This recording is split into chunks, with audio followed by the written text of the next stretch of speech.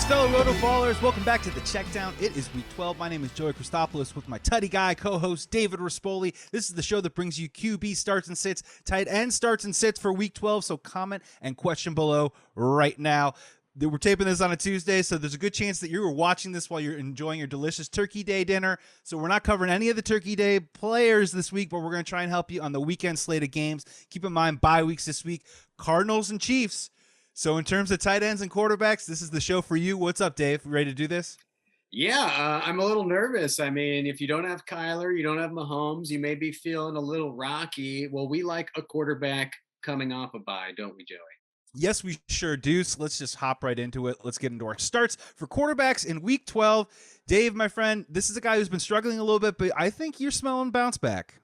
Yeah, I really am for Matt Stafford taking on Green Bay. Couple caveats, you know what I mean? Okay, look, he hasn't looked right. You know what I mean? Something is off, something is rotten in Denmark. But if anyone can fix this, it's Sean McVay. And you give Sean McVay a bye week, an extra week to prepare for a team. I like my chances 9 out of 10 times. I think Matt Stafford is going to right this ship. And then I looked into Matt Stafford's stats versus Green Bay. Obviously, used to be in the same division. There's a lot of stats back for Matt Stafford against Green Bay Packers. I have turkey brain right now. I'm sorry, guys. Gravy on the brain. Here's what I'm trying to say. Get him another one. Get more gravy. More. Get him more gravy. Funnel. Here's the stat I was trying to spit out, Joey. Very interesting. In both games he played against Green Bay last year, he threw for exactly 244 yards. Not a yard less, not a yard more. So the average against Green Bay is quite literally 244 on the dot. So I'm calling it this time, 245 at least. At least, Joey. Which is super funny because I have a stat to help that out. 6 different quarterbacks against the Packers this season have passed for over 240 yards. So There you go, Dave. Okay, we're in. There's a synergy going on. And look, man, I get it. Yeah, 4 touchdowns in his 4 interceptions in his last 2 games. Kirk Cousins just ripped up the Packers pretty good, which makes me think Stafford can do the same. And let's all remind ourselves, Matt Stafford, early fantasy darling. Maybe he's cooled off a little bit, still averaging 301 passing yards a game this season. I definitely think he's worth a start. Dave, time to get another start right here. Now, this guy, he is welcome in every Checkdown household, every Checkdown palace. He's got a rewards card at all the Checkdown hotels. It's Kirk Cousins, baby. Ooh, we can't quit you, Kirk. Now, usually, Kirk Cousins, you ride him for 3 or 4 weeks, and then, when the wave crests and it settles, you jump off the surfboard and you get in a normal car and you drive a far distance. But right now, I'm saying this is a Kirk Cousins tsunami right now. The dude has 21 touchdowns, only 2 interceptions all season. He's playing the 49ers this week. They're allowing the 11th most fantasy points to quarterbacks. They've allowed, again, 240 total yards to quarterbacks in 3 of their last 4 games. And Cousins, 7 touchdowns, no interceptions his last 3. He's averaging 317 passing his last 2 games. And my final one, 7 games this season. Kirk Cousins, over 100 quarterback rating. It's more the weapons, in my opinion, and a certain gentleman named Justin Jefferson. But Kirk Cousins is getting it done. I think he gets it done against the 49ers. I think he's a great play if you're trying to fill in for a guy like Patrick Mahomes. Yeah, I love the call, Joe, because I was going to say, I think it's more about the weapons. Justin Jefferson right now cannot be stopped. Okay, we saw this at the end of last year. Okay, this is the guy right now to have on your fantasy team, and the guy throwing him the ball probably also going to put up points. So love the call, Joe. And the last one, this is for a streamer. This is for someone with your back against the wall. Okay, maybe waivers have cleared. Maybe you're like, I need somebody to start. So I'm going to throw this up to you, Joey. Let's talk about it. There's 2 options here that I think are on most people's waiver wires. Kind of similar style of play in a way. We got Tyrod Taylor and Cam Newton.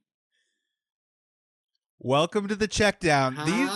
This is the situation, right, where you're at that big family Turkey Day dinner and you're last in line.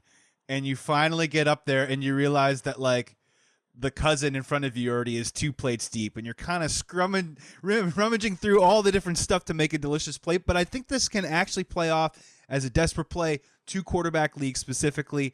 I'm kind of leaning more towards Tyrod Taylor. Look, he didn't put up a lot of passing yards last week, but he did have 2 rushing touchdowns. And the Jets have allowed 14 touchdowns over their last 6 games. Dave, they have allowed an average of 21.61 fantasy points to those last 6 quarterbacks that they have faced. 303 passing average during that span. I'm not saying Tyrod Taylor gets you to 303, but at least gets you over to 200 and a multi-TD effort against a bad Jets defense. I kind of like that call. Dave, what say you with Cam Newton? I mean, I'm seeing touchdowns here, but there isn't so much else. I know you're chomping at the bit to talk about Cam here. Get on it. Are you into Tyrod or Cam?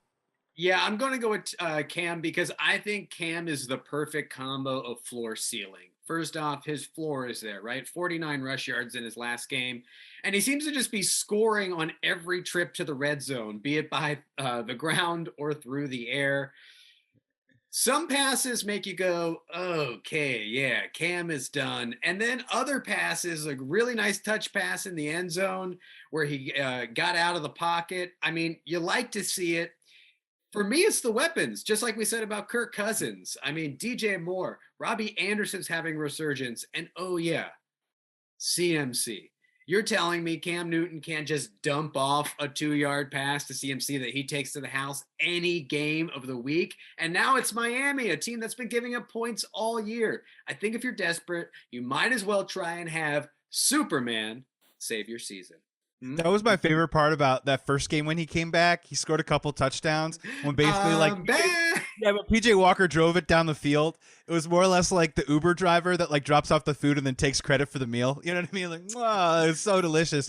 And you know what? If you're on your fantasy team, take advantage of that, right? Because if they're in the red zone, it's either going to be CMC or Cam Newton might just keep the ball and just try and get those rushing touchdowns. Those are good for 6. I mean, it still works. Let's get over to our quarterback sits this week, Dave. Would you like to go first? Who do you not like in lineups for week 12? Yeah, I'm going to stay with Carolina's game and go to the other side of the ball, Miami. Now, I know I was just saying that Cam Newton may be putting up some points. For some quarterbacks, I think that's good. Yeah, when they're trailing, they're going to put up points. For Tua, it's bad. He puts up interceptions when he does that. And Miami has been playing with a lead their last 2 games. This has become a dink and dunk offense. We recommended Tua last week just because he kind of has a nice floor. And he did okay. I mean, it was a cushy matchup, right? Yeah. Maybe not so much this week. Yeah, but Carolina is really, really tough against opposing quarterbacks, against opposing wide receivers. I don't like Waddle this week. I don't really like any of the weapons. I don't like where the Dolphins are trending right now. Carolina has a tremendous secondary. I'm just not loving Tua this week. I think it's going to be a low-scoring game on the Miami Dolphins side. And I could see, Carolina getting up and just running out the clock with Christian McCaffrey and Chuba Hubbard. I'm right there with you on that, and that's the thing is, we liked Tua last week. This week we don't like it so much. He's a matchup-based quarterback at this particular point, and I know people are out there with Mahomes trying to fill out that roster.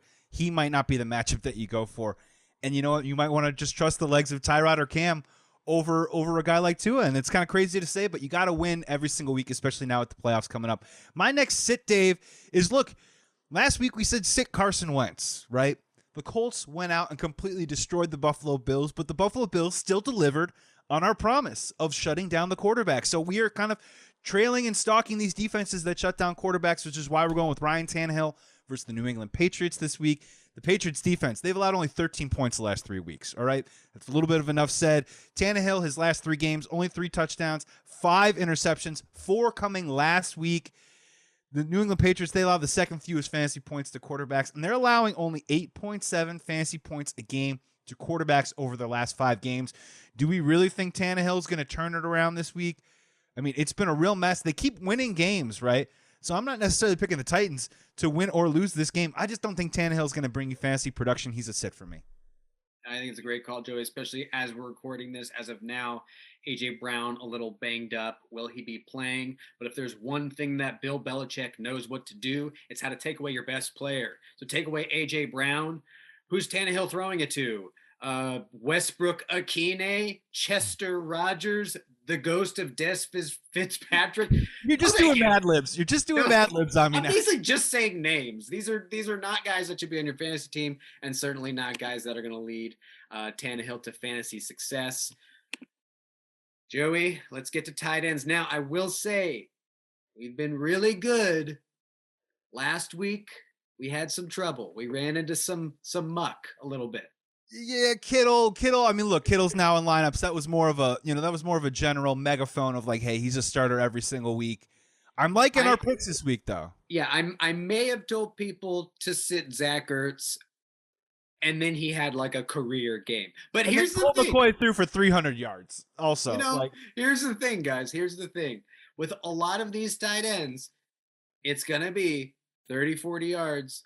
And whether or not they fall in the end zone, that's going to qualify them as a top 10 tight end this week, right? Yeah, well, and in a half PPR league, if I'm not mistaken, the second top tight end last week was around 10 points. 10 and a half points last week. No, not a lot of tight ends got into the end zone. Not a lot of quarterbacks did a whole lot either last week as well. Maybe we can do a little bit better. Let's see what we got. Who you got as a start for week 12? Well, keeping on that, I want a tight end who can also get a lot of targets and a lot of yards in case they don't fall in the end zone. And a guy that produced last week who seems to be back is Gronk. Give me Rob Gronkowski, okay? Even easing him back into the lineup, he still played 28 of 44 snaps. That led all tight ends. So I like that he's playing ahead of Cameron Brate finally. He turned 8 targets into 71 yards, and he looked healthy doing it. Like he looked like Gronk was back. And look, this sounds crazy, but the Indianapolis Colts are putting up points. They're getting it done one way or the other. So this could easily become a little bit of a high-scoring game. Brady looks, ready to take another ring away from everybody. So I like Gronk. He's a guy who I think, could get you 60, 70, 80. He can get you that 100-yard bonus and fall in the end zone and have a really nice day. Yeah, I like the move a lot. It's, tis the season for Tom Brady to start really kind of locking in, right? And how do you lock in? You lock in with your favorite receiver, Rob Gronkowski. And my final little stat on the Colts, over the last 4 weeks, they have allowed their opponent's tight end to get at least 10 fantasy points for the last month or so. With Rob Gronkowski and Tom Brady, I think it's a good bet that can continue for the 5th straight week. My next start is, look, I'm going with numbers on this one, even though he was out-targeted last week. I just think this is a really juicy matchup, and I like this for, as you mentioned, it's hard to get a tight end in the end zone. I kind of like this matchup this week. We're going Noah Fant versus the Los Angeles Chargers. Chargers allowing the 4th most fantasy points to tight ends this season. 9 touchdowns overall to the tight end position, and 8 different tight ends with 9+ fantasy points. That is a great floor to work with. And Noah Fant hasn't really been lighting up the scoreboard this year, but 7 targets average over his last 6 games, 30 receptions in that span. So at least that'll get you in that area, the 6, 8, 9 point area. If you can fall in the end zone, boom, you got a great day. I like Noah Fant a whole lot. Dallas Goedert versus New York Giants, I kind of like that too as well, but I'm giving Noah Fant the slight edge here in terms of a start for week 12. Like the call, Joe. Now let's go ahead and give the people 2 tight ends we are not a fan of. Speaking of 40 yards or bust, San Francisco has not given up more than 40 yards to the tight end position this entire year. Yeah. Enter Tyler Conklin into the conversation of must-sits this week, Joey. So this is a guy, you're looking at a TD or bust from this tight end in this game. And if I'm a betting man, I don't want to bet on the guy that's only scored in 2 of his 10 games this year. For some reason, Tyler Conklin is just not the tight end they're looking for a ton in the red zone. None of these factors to me equal a very good fantasy start. Yeah, we like Kirk Cousins, right? But it's a pecking order issue where you got Dalvin Cook, Justin Jefferson, Adam Thielen, and even I like KJ Osborne. Yeah, you know what I mean? So I like all those options, and then he's the 5th option on that list. So, and he's not really put up the production. Not a great matchup. I'm right there with you, Dave. My other sit is Jared Cook versus the Denver Broncos. Now, I think Justin Herbert is matchup proof, but this is a tough matchup in Denver on the road, and the Chargers really need to win this game and keep it going after surprising everyone and coming back to beat the Steelers 41-38. The Denver Broncos, they're allowing the 2nd fewest fantasy points to tight ends this season. They have not allowed more than 9.2 fantasy points to any tight end. They have allowed 0 squadouche touchdowns to tight ends all season long, and Jared Cook averaging only 27.5 receiving yards over his last 6 games. Put it all together and start Donald Parham. No, I mean... I can't get away from my Parham. Give me a break. No, it's just Jared Cook, veteran presence, had a good start to the season, could be slowing down. Bad matchup. Look somewhere else. Yeah, I like the call, Joe. And I think that is going to do it That's going to do it, you guys. We can go back to eating some turkey. Yeah, go back to eating. Get yourself some yams, get yourself some stuffing, all that good stuff. Thank you so much for checking out our video. This is quarterback start sits, tight end start sits, right here on the Check Down. Joey Christopoulos, Dave Rispoli. Happy holidays. We'll see you next week.